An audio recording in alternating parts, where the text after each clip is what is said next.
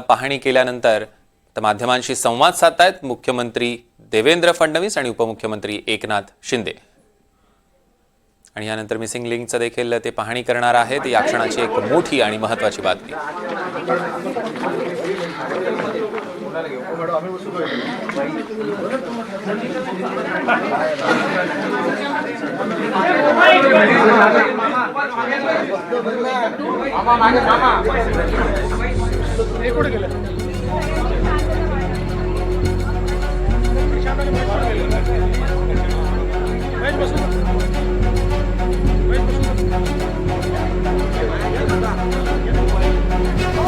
दरम्यान आपण बघतोय मुख्यमंत्र्यांकडून नवी मुंबई विमानतळाची पाहणी आता पूर्ण झालेली आहे आणि त्यानंतर ते माध्यमांशी संवाद साधतायत। सोबत उपमुख्यमंत्री एकनाथ शिंदे सुद्धा आहेत।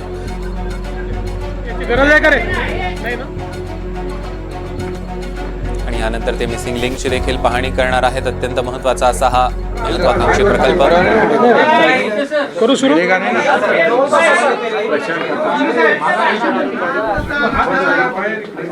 ठीक आहे, त्यांना तिकडनं आणून बसवा नंतर।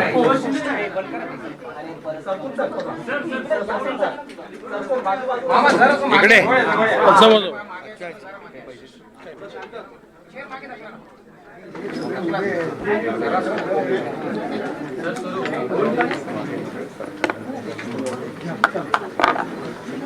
सर्वात पहिल्यांदा जगभरातल्या शिवप्रेमींचं मी मनापासून अभिनंदन करतो की देशाचे प्रधानमंत्री माननीय नरेंद्र मोदीजी यांनी छत्रपती शिवाजी महाराजांचे 12 किल्ले हे जागतिक वारसा स्थळ म्हणजे वर्ल्ड हेरिटेज साइट घोषित करण्याकरता नॉमिनेट केले होते।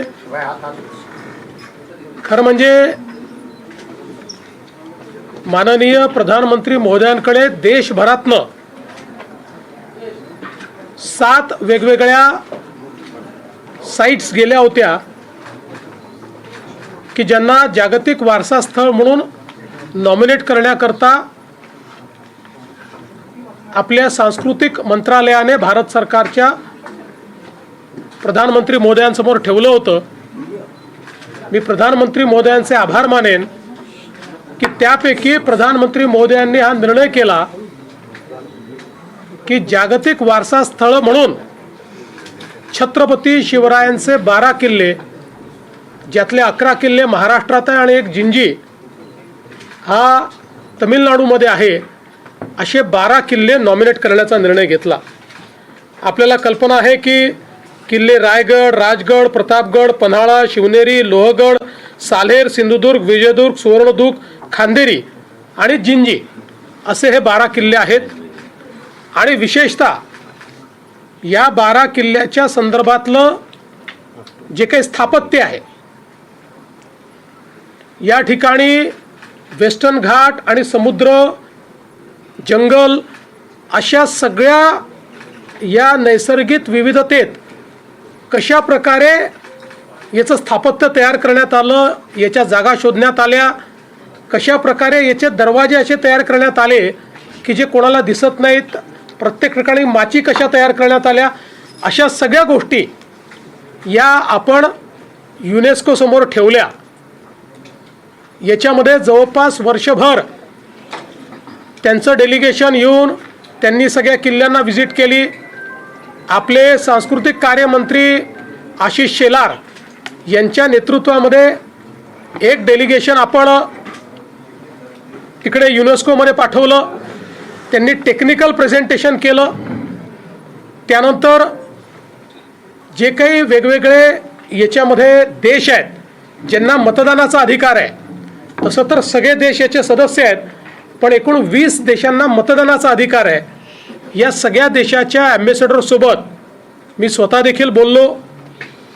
आपले एक्सटर्नल अफेअर्स मंत्री आहेत जयशंकरजी, त्यांनी सचिवांनी, सांस्कृतिक कार्यमंत्री गजेंद्रसिंह शेखावत यांनी त्या ठिकाणी त्यांच्याशी संवाद साधला। मी शिंदेसाहेब आणि अजितदादा आम्ही प्राईम मिनिस्टर साहेबांना विशेष भेटलो आणि त्यांनाही विनंती केली की आपण हे नॉमिनेशन केलं आहे, परंतु मतदानाची प्रोसेस आहे आणि 20 वेगवेगळे देश आहेत, त्यामुळे भारत सरकारने पुढाकार याच्यामध्ये घेतला पाहिजे. त्या माध्यमातून त्या देशात आपली जी एम्बसी आहे त्यांच्यासोबत संवाद झाला, त्यांनाही आपण एकत्रित केलं आणि त्यांना त्या देशातल्या सरकारशी चर्चा करण्याकरता सांगितलं. आपल्याला माहिती आहे मध्ये उक्रेनचे फॉरेन मिनिस्टर आले होते, त्यातला एक सदस्य उक्रेन हा देश देखील होता. त्यांना आम्ही मुंबईतच प्रेझेंटेशन केलं आणि त्यांनी तिथेच सांगितलं की आम्ही भारताच्या बाजूने मतदान करू. आणि आपले जे तिथले परमनंट मेंबर जे आहेत शर्माजी, त्यांनी फार महत्त्वाची भूमिका याच्यामध्ये निभावली. काल ते आणि आपले अप्पर मुख्य सचिव जे आहेत खारगे हे दोघं त्या ठिकाणी उपस्थित होते आणि 20ही देशाने आपल्या बाजूने मतदान केलं आणि एकमताने छत्रपती शिवरायांचे हे किल्ले हे जागतिक वारसा केंद्र आहेत अशा प्रकारे घोषित केलं. त्यामुळे हा शिवप्रेमींचा एक मोठा विजय आहे. आणि त्यावेळी सगळ्यांनी ज्यावेळेस वेगवेगळे टेक्निकल प्रेझेंटेशन झाले त्यावेळी सगळ्या देशातल्या लोकांनी हे किल्ले बांधत असताना जे चातुर्य आणि जी स्ट्रॅटेजी छत्रपती शिवरायांनी वापरलेली आहे त्याचं मनापासनं कौतुक केलं, अभिनंदन केलं. आणि अनेक लोक आश्चर्यचकित देखील झाले की किती पुढचा विचार याच्यामध्ये करण्यात आला होता. आता जागतिक वारसा स्थळ झाल्यामुळे आपले महाराजांचे किल्ले वर्ल्ड मॅपला आलेले आहेत. आता युनेस्कोच्या सगळ्या वेबसाईट्सवर या किल्ल्यांची सगळी ऐतिहासिक माहिती ही त्या ठिकाणी उपलब्ध होणार आहे. वर्ल्ड टुरिझम मॅपवर हे किल्ले त्या ठिकाणी येणार आहेत आणि युनेस्कोच्या माध्यमातूनही त्या किल्ल्यांच्या ठिकाणी जागतिक वारसा स्थळ म्हणून सगळी माहितीचे किऑस्क उभे राहणार आहेत. म्हणजे यातनं एकीकडे पर्यटनाला तर चालना मिळेलच, पण त्याच्यासोबत महाराजांचा गौरवशाली इतिहास हा वैश्विक करण्याकरता आणि वैश्विक टुरिस्ट इकडे आकृष्ट करण्याकरता आपल्याला याचा एक विशेष फायदा मिळणार आहे. आणि म्हणून मला असं वाटतं की भारतीयांकरता आणि मराठी माणसाकरता हा एक अतिशय महत्त्वाचा दिवस आहे. ज्या ज्या लोकांनी, असे अनेक लोक आहेत की ज्यांनी याच्यामध्ये मदत केली आहे. मग आपलं जे पुरातत्व विभाग महाराष्ट्राचा आहे त्याचे डायरेक्टर असतील, केंद्रीय पुरातत्व विभाग असेल, खूप याच्या पाठीमागे टेक्निकल अशा प्रकारची माहिती, आर्किओलॉजिकल माहिती, या सगळ्या गोष्टी आपल्याला उभ्या कराव्या लागल्या. कारण एकही गोष्ट पुराव्याविना त्या ठिकाणी ठेवता येत नाही. आणि म्हणून मला असं वाटतं की या सगळ्या टीम्सचं मी अतिशय मनापासून अभिनंदन करतो आणि पुन्हा एकदा सर्व शिवप्रेमींचं या ठिकाणी त्यांचे मनापासून आभार मानतो. आज नवी मुंबई आंतरराष्ट्रीय विमानतळ याच्या प्रगतीचा आढावा घेण्याकरता सन्माननीय उपमुख्यमंत्री आणि आम्ही सगळे या ठिकाणी आलेलो आहोत. आता त्याच्या प्रगतीच्या संदर्भातलं एक प्रेझेंटेशन आधी आम्ही बघितलं. त्यानंतर प्रत्यक्ष रनवेपासनं तर टर्मिनल बिल्डिंगपर्यंत सगळ्या प्रकारची त्याची प्रगती कुठपर्यंत झालेली आहे याची माहिती ही आज आम्ही घेतलेली आहे. साधारणपणे याची भौतिक प्रगती ही 94% झालेली आहे. रनवे पूर्णपणे सुसज्जित आहे. टर्मिनल बिल्डिंगचं काम झालेलं आहे. टर्मिनल बिल्डिंगचं आता इंटिरियरचं काम चाललेलं आहे. याच्यामध्ये जो बाहेरचा फसाड आहे आणि बाहेरचं जे सिलिंग आहे त्याचं काम हे आता वेगानं करावं लागणार आहे. बाकी सगळं काम जे आहे आता अत्यंत वेगानं चाललेलं आहे. बॅगेज हँडलिंगची जी काही सिस्टीम आहे ती आम्ही बघितली आहे. अतिशय एफिशियंट अशा प्रकारची सिस्टीम या ठिकाणी उभी केलेली आहे की ज्याच्यामध्ये बॅगेचा बारकोड हा 360 डिग्री त्या ठिकाणी वाचता येऊ शकतो आणि त्यातनं ती योग्य ठिकाणी बॅग पोचेल अशा प्रकारची व्यवस्था करण्यात आली आहे.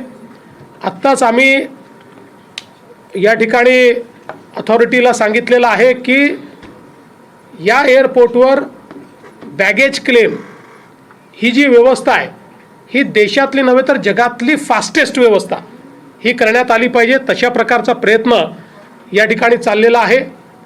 आपल्याला माहिती आहे की ज्यावेळेस पूर्ण हा एअरपोर्ट होईल त्यावेळी 2 रनवे या क्षमतेनं या ठिकाणी 9 कोटी पॅसेंजर करता हा एअरपोर्ट सुसज्जित होणार आहे. म्हणजे मुंबईच्या आत्ताच्या छत्रपती शिवाजी महाराज एअरपोर्टपेक्षा बराच मोठा अशा प्रकारचा एअरपोर्ट होणार आहे. या एअरपोर्टमध्ये अनेक वैशिष्ट्य आहेत. हा ग्रीन एअरपोर्ट आहे.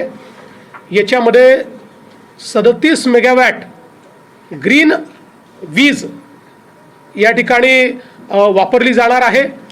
इथले सगळ्या व्हेकल्स जे आहेत या EV राहणार आहेत किंवा अल्टरनेट फ्युएलच्या व्हेकल्स या ठिकाणी राहणार आहेत. आणि सस्टेनेबल एव्हिएशन फ्युएल जे अलीकडच्या काळामध्ये मोठ्या प्रमाणात डेव्हलप होत आहे त्याचंही एक मोठं सेंटर हा एअरपोर्ट राहणार आहे. त्यामुळे जे काही आपली विमानं फ्युएल वापरतात तेही या ठिकाणी ग्रीन फ्युएल असेल असा प्रयत्न या एअरपोर्टच्या माध्यमातून होणार आहे. एक मोठी कनेक्टिव्हिटी एअरपोर्टला आपण तयार केलेली आहे. आपल्याला माहिती आहे की अटल सेतूवरनं एक कोस्टल रोडचं काम चाललेलं आहे जे साधारणपणे पुढच्या वर्षीच्या मार्चपर्यंत पूर्ण होईल अशा प्रकारची अपेक्षा आहे.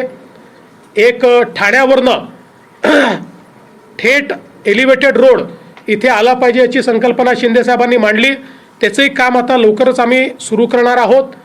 यासोबत 4ही दिशांनी इथे येण्याकरता आणि सगळ्या मोड ऑफ ट्रान्सपोर्टनी इथे येण्याकरता मग ती सबअर्बन रेल्वे असेल, आपली मेट्रो असेल किंवा अगदी ज्याला आपण वॉटर ट्रान्सपोर्ट म्हणतो आहे तेही डेव्हलप करण्याकरता या ठिकाणी व्यवस्था आपण करतो आहोत की ज्यातनं पॅसेंजर्सला इथे पोचणं सोपं जाईल.